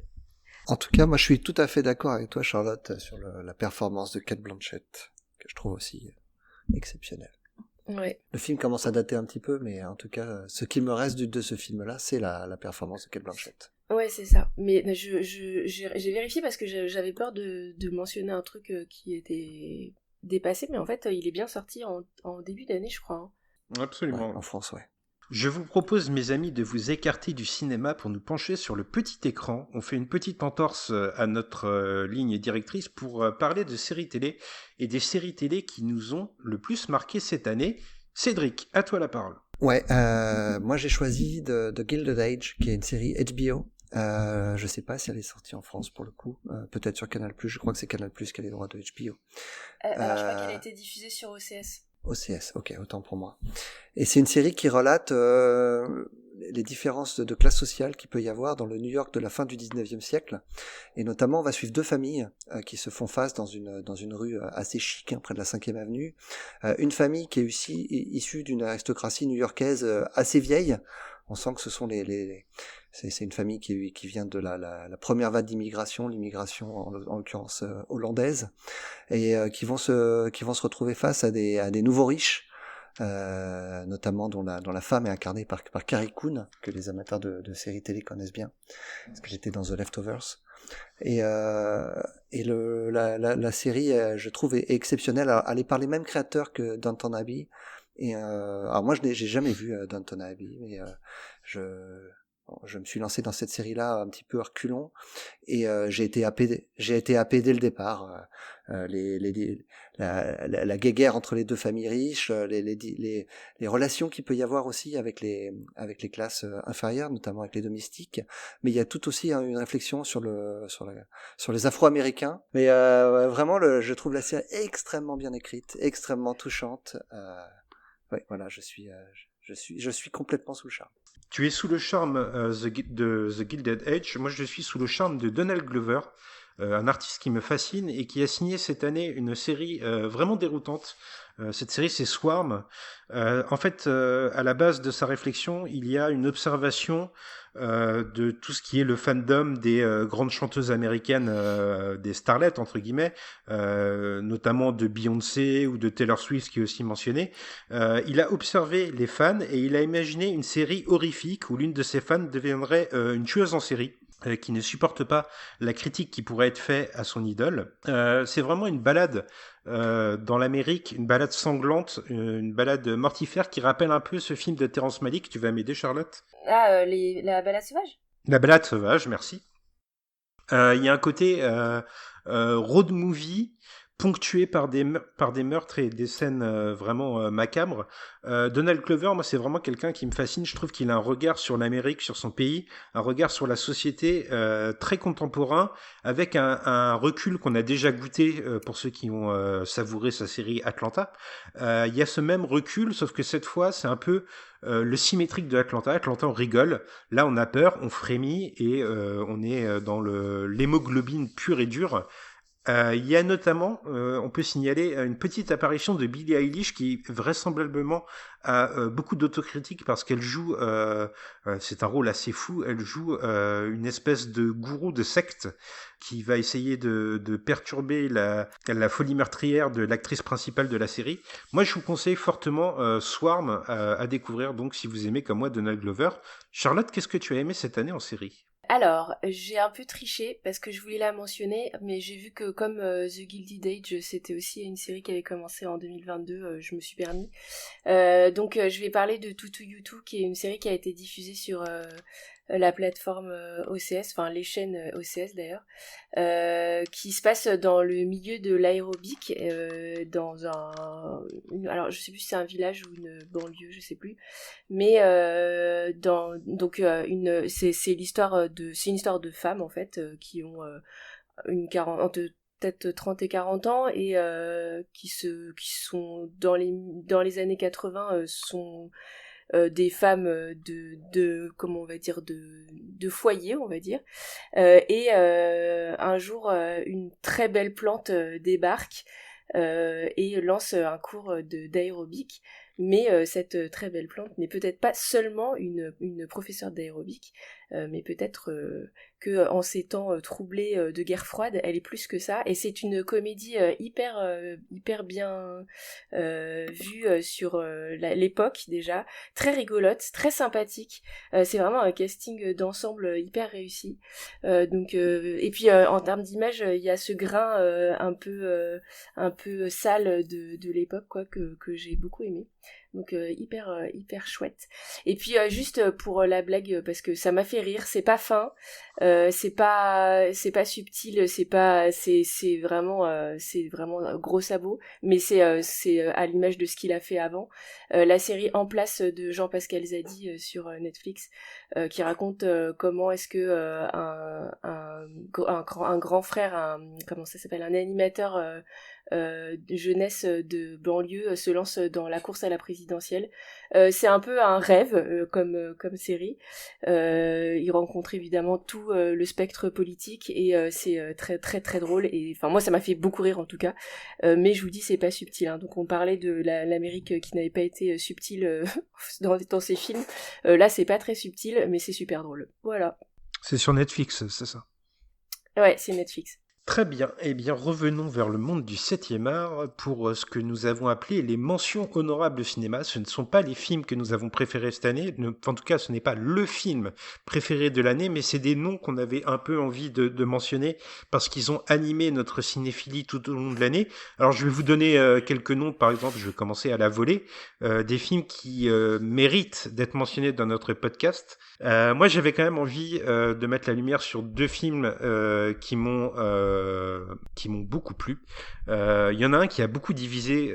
Tu parlais de son manque de subtilité, Toine. Je suis d'accord, mais je pense que cet effet un peu grotesque par moments est désiré. C'est Babylone, cette plongée dans le cinéma hollywoodien qui fait la transition du muet vers le parlant, et sur ces stars du muet qui n'arrivent pas à faire cette transition. C'est ce boulevard des rêves brisés hollywoodien.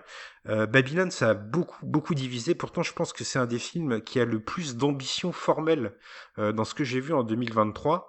On lui a reproché. On a dit que son réalisateur en faisait beaucoup trop. Moi, je pense que ce style est souhaité, et moi, il a réussi à me plaire. Et puis, je vais passer de la fiction au documentaire, parce que je voulais parler d'un documentaire qu'on a découvert dans notre marathon des Oscars. Il y a un article sur le site de Cédric, si vous voulez le consulter. C'est Toute la beauté et le sang versé. L'histoire de Nan Goldin qui a... Ouais, je peux t'aider un petit peu. En fait, le film parle à la fois du présent de Nan Goldin qui consiste en lutter contre la société pharmaceutique qui produit les opioïdes, dont j'ai oublié le nom. C'est la famille qui a la tête de ça. Et mais qui revient également sur toute la carrière artistique de Nan Goldin. Dans un va-et-vient constant entre son présent et son passé. Le film est d'une beauté absolument très très très grand documentaire. Il y a une voix qui accompagne le documentaire, qui nous narre ce qui se passe à l'image et qui parfois fait des envolées très poétiques qui touchent en plein cœur. Le moment où le titre du film, Toute la beauté et le sang versé, est mentionné à l'écran, m'a ému aux larmes. Je n'ai pas honte de le dire. Cédric, tu as été ému peut-être aux larmes par d'autres films ? Ouais, alors on a déjà cité Past Lives, donc je vais pas revenir dessus. Tu as très bien parlé de Babylone, qui est aussi pour moi un film injustement mésaimé. Pour moi, c'est le plus grand film de son réalisateur. Alors le plus ambitieux, le plus over the top, le plus tout, mais c'est ce qui m'a plu, je crois, hein, sa démesure. C'est un film qui parle de la décadence du Hollywood des années 20, et il fallait un film complètement fou pour ça. Charlotte, tu avais parlé de Maestro. Oui, tu avais parlé de Maestro un petit peu plus tôt. Je crois que c'était toi. C'était Antoine. Toi, je ne sais plus, mais en tout cas, ouais, ça fait partie de mes gros coups de cœur de cette année. Mais je sais que tu vas en reparler, donc je vais te laisser en parler. Tu avais parlé de Tar aussi, qui m'avait énormément marqué. Mais dans le film pour lequel je voudrais m'arrêter un tout petit peu, on se pose souvent la question en période de Noël, quels sont les grands films de Noël, et on cite un peu toujours les mêmes, hein, on cite toujours un peu Die Hard, Gremlins, comment il s'appelle, Love Actually, tous ces films-là qui reviennent. Mais alors je pense que maintenant on a un nouveau candidat pour les films de Noël qu'on va vouloir revoir un peu tous les ans. C'est The Holdovers avec Paul Giamatti, qui est vraiment tout récent et qui est extrêmement touchant. C'est une histoire d'un triangle de personnes laissées pour compte à Noël dans une école privée très très chic du Vermont, si je me trompe pas, et ils vont se détester et apprendre à s'aimer. Alors ça paraît très cliché, mais ça fonctionne très bien. Le film fonctionne par son écriture, hein. Alexandre Payne est un excellent conteur, et une patine aussi est très rétro. Le film se passe dans les années 70, ça a été tourné comme si on se passait dans les années 70, avec une image qui ressemble. Vraiment, pour moi, c'est un de mes coups de cœur de l'année. Un film qui s'appelle Winter Break en français. Il rejoint la longue liste des films au titre anglais qui a été traduit par un autre titre anglais. C'est toujours un peu absurde. Je me permets d'accentuer ce que tu dis, parce que moi aussi, c'est un film qui m'a beaucoup ému, et notamment le rôle de cette cuisinière qui a perdu son fils pendant la guerre du Vietnam, et qui porte une douleur en elle, mais qui n'est jamais explosive. C'est une douleur contenue, qui, moi, m'a beaucoup ému aussi. Toine, quels sont les films qui t'ont plu cette année? Les mentions, je vais citer quelques films qu'on n'a pas cités depuis le début. Il y a Youssouf Salem a du succès, avec un Ramsey complètement à contre-emploi. Il était très bon dedans. Il y a Deux grandes espérances avec Rebecca Marder et Benjamin Laverne que j'ai trouvé très sympathique en thriller politique français. Misanthrope aussi, parmi les thrillers américains, qui était très agréable, même si la fin est un peu facile, on va dire cliché à l'américaine, mais qui était très sympathique. Je vais citer Stéphane, je suis probablement le seul à l'avoir vu, qui est un film des youtubeurs de base, Timothée Hochet et Lucas Pastor, en comédie horrifique, en fan footage. Alors moi je suis très client de leur humour, mais j'ai trouvé ça plutôt réussi pour entre guillemets un petit film fauché, voilà, qui est à découvrir sur Canal. On peut citer quand même un Nanni Moretti très sympathique avec Vers un avenir radieux cette année. Mais je pourrais parler aussi d'Omar Lafraise avec Le très grand Reda Kateb. J'ai parlé de mon amour de Karim Mulligan, mais je suis aussi amoureux cinématographiquement de Reda Kateb. Et un excellent Benoît Magimel qui se paye une sacrée filmographie depuis la pandémie. Mais je vais peut-être m'arrêter, plutôt que de faire un pêle-mêle, je pourrais vous citer tous les films que j'ai vus à ce rythme-là. Faire un pêle-mêle, j'aimerais m'arrêter sur un film qu'on n'a absolument pas cité, et après vraiment je me suis rendu compte qu'on n'avait pas parlé parce que c'est un des... Je pense que c'est dans mon top 5 de cette année, c'est Asteroid City de Wes Anderson. J'avais écrit sur le site Les Réfracteurs un papier concernant le précédent, The French Dispatch, où j'avais dit que Wes Anderson était un peu à la croisée des chemins. J'y suis allé avec quand même une part de crainte, en fait, cette absence presque de renouvellement de Wes Anderson depuis 10 ans, depuis le Grand Budapest Hotel. Et j'ai été complètement cueilli par Asteroid City, avec une certaine goût doux amer qui traîne dans le film. On est bien loin de l'innocence Wes Andersonienne. Il y a une forme de tristesse qui est insufflée dans le film, dans le personnage de Jason Schwartzman et ce deuil, tout en reprenant la grammaire Wes Andersonienne à son maximum. Il intègre aussi de nouvelles têtes, je pense à Matt Dillon, je pense à Tom Hanks, je pense à Steve Carell.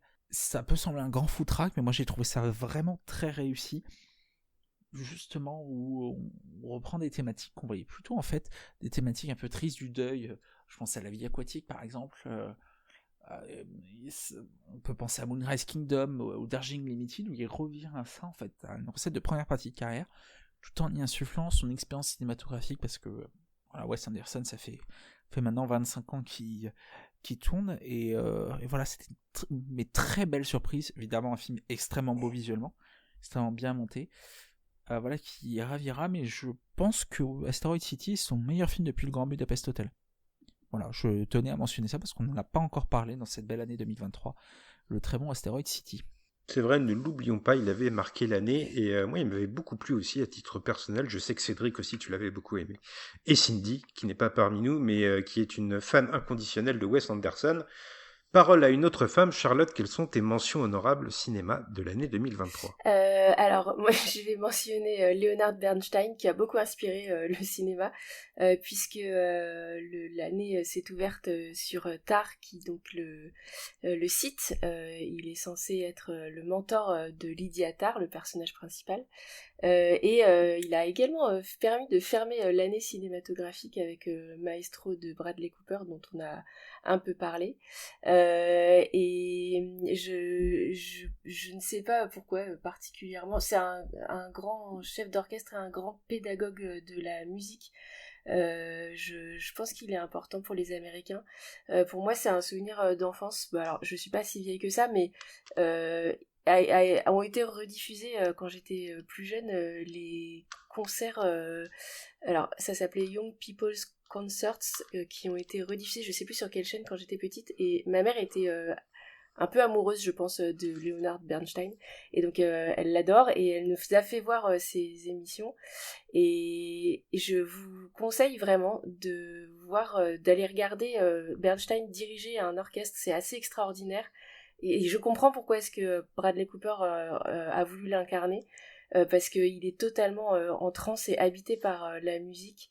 Et en particulier, il y a un truc, une vidéo que j'aime regarder parce que ça me fait sourire en fait. C'est une vidéo où il dirige un orchestre les yeux fermés, enfin juste avec pas les yeux fermés, juste avec son visage. Il n'utilise pas ses gestes, sa baguette, ses mains et ses bras.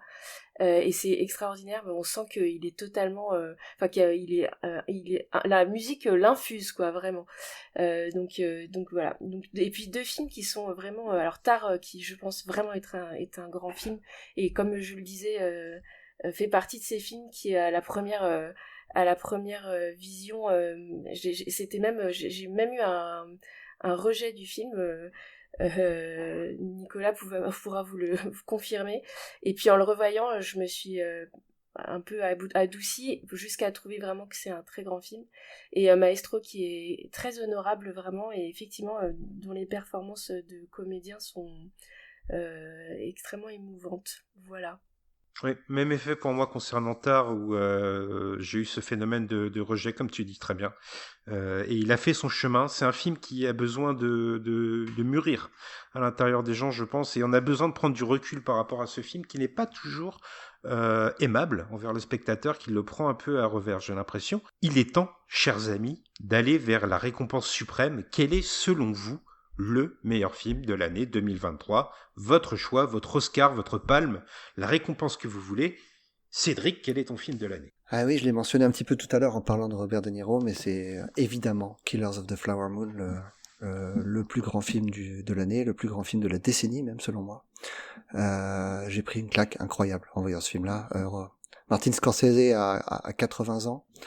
Son scénariste en a autant, un de ses acteurs principaux a aussi 80 ans, celui qui compose la musique a 80 ans. C'est un film somme qui revient fait par des gens qui savent exactement tout ce qu'il faut faire. Le film est parfait de bout en bout, le scénario, la mise en scène, les décors, les acteurs, tout est parfait.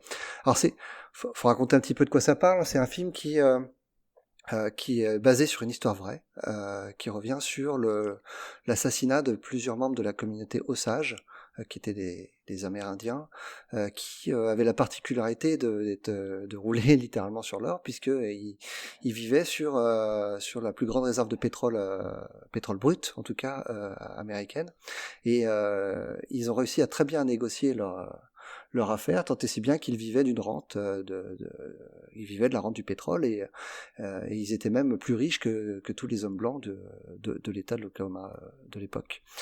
Sauf que cette richesse va faire des envieux, et plusieurs d'entre eux vont être assassinés, et la particularité de cette histoire, c'est que les autorités, en tout cas, ne vont pas trop se soucier de ces assassinats pendant un bon moment, jusqu'au moment où le futur FBI, donc le bureau d'investigation, va se saisir de l'affaire et va essayer de comprendre pourquoi les membres de cette communauté se font assassiner un par un.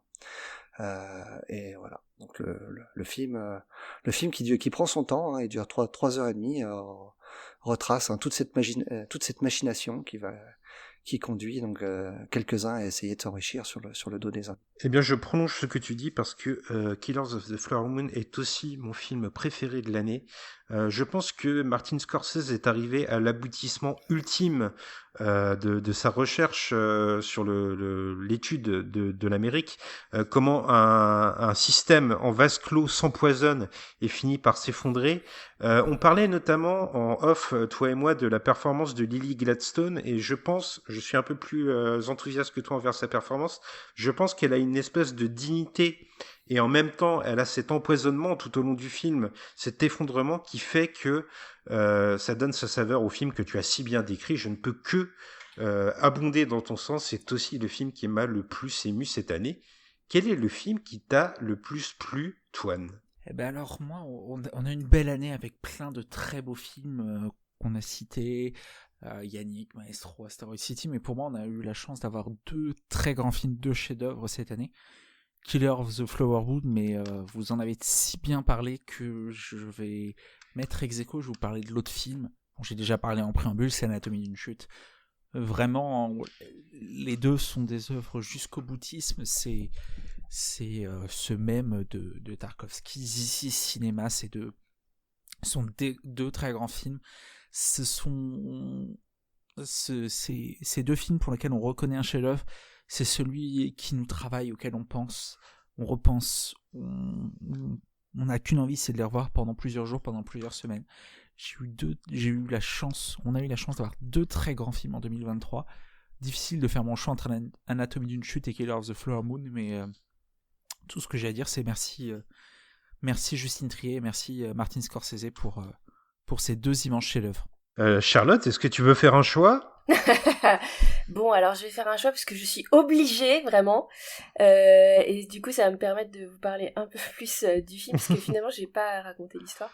Je vais parler de Perfect Days, donc, de Wim Wenders, et donc qui raconte l'histoire d'un homme qui nettoie les toilettes à Tokyo, c'est son travail.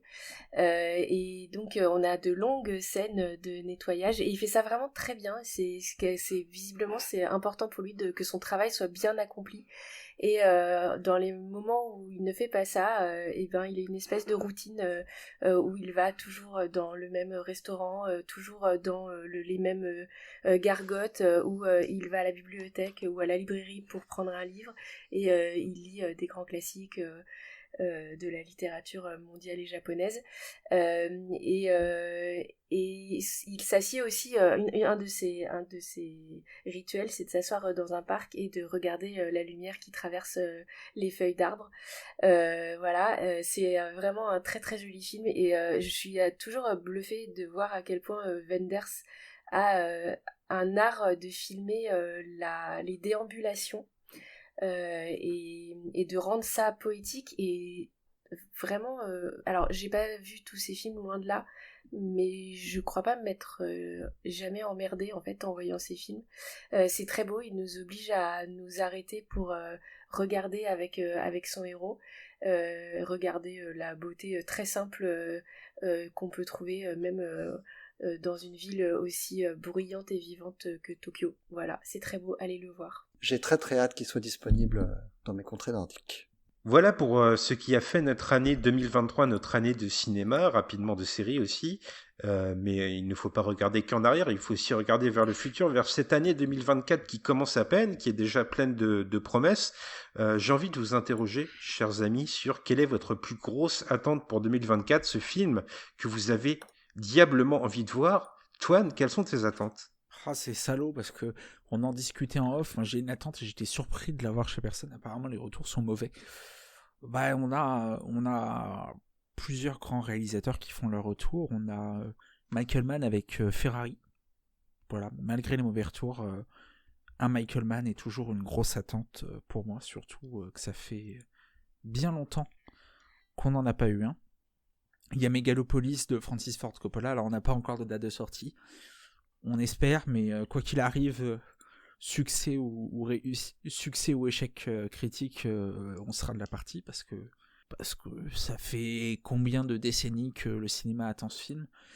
Et puis en petit plaisir, il me semble que je vais pas être le seul à en parler, mais Vice Versa 2, j'avais adoré le premier, qui est sûrement un de mes films d'animation préférés, voire mon film d'animation préféré.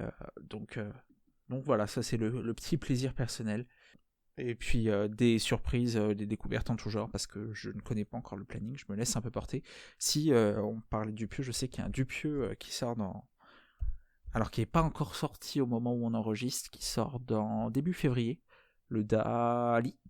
Voilà, et que je suis toujours au rendez-vous pour Quentin Dupieux, donc je le serai à nouveau. Oui, sa bande-annonce vient de sortir sur Internet, le Dali de Quentin Dupieux.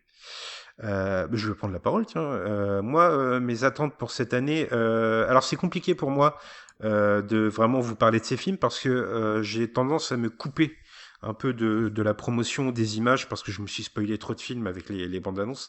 Donc c'est surtout des gens qui font que je vais attendre leurs œuvres de pied ferme. Et il y a notamment Ryusuke Hamaguchi que j'ai découvert comme beaucoup avec Drive My Car et dont j'ai creusé la filmographie derrière avec Asako 1 et 2 ou avec Senses encore.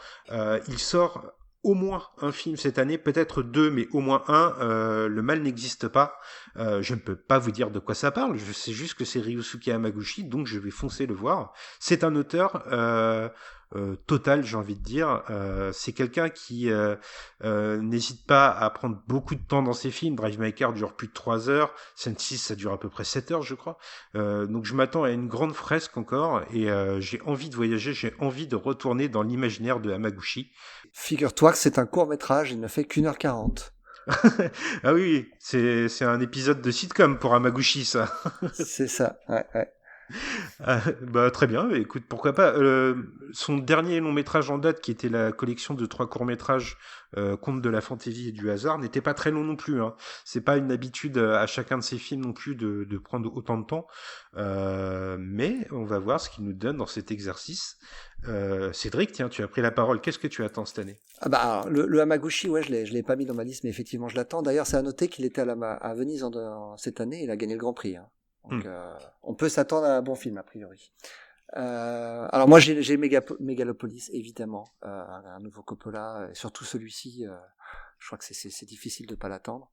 Il y a Bong Joon-ho, hein, on nous promet un Bong Joon-ho cette année. Alors moi, je suis comme toi, hein, je vois aucune bande-annonce, je n'ai rien sur les films, j'adore découvrir des films sans rien en savoir, donc je ne me base que sur le nom des réalisateurs, et donc ceux que j'attends, ou des auteurs, ceux que j'attends le plus, avec le plus d'impatience. Donc le Bong Joon-ho devrait sortir un film cette année, mais on n'est pas sûr. C'est devenu incertain, il y a eu des changements de calendrier au niveau de la production, on n'est pas sûr que ce soit pour cette année, on l'espère en tout cas fortement.